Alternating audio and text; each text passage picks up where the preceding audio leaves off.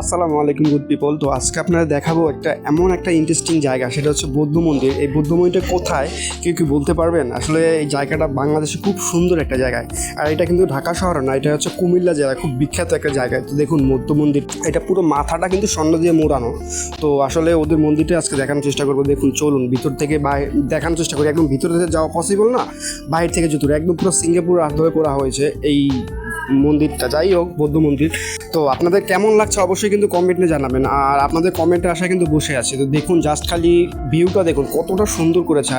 আমার ভালো লাগেছে, এই জন্য ভিডিওটা আপনার কাছে শেয়ার করা।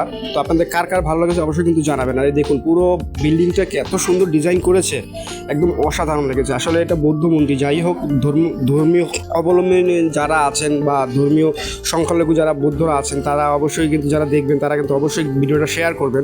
আপনাদের কাছে এটাই রিকোয়েস্ট। আপনি বারবার বলে যাচ্ছে আপনাদের কাছে, আপনাদের ভালোবাসা পাওয়ার জন্য কিন্তু আমার এইসব ভিডিও করা। তো আসলে দেখুন একদম পুরো ইন্ডিয়া বৌদ্ধ মন্দিরটা দিল, এই দিল সেই দিল, সব কিছু মিলিয়ে করে যখন একেবারে টোটালি লাস্ট মোমেন্টে আসার মুহূর্তে আসলাম, তো ভিতরে গেট ছিল বন্ধ, যেতে পারিনি। তো বাহির থেকে দেখালাম। যাই হোক, আপনাদের কাছে ভিডিওটা কেমন লাগছে অবশ্যই কিন্তু কমেন্টে জানাবেন। Thank you.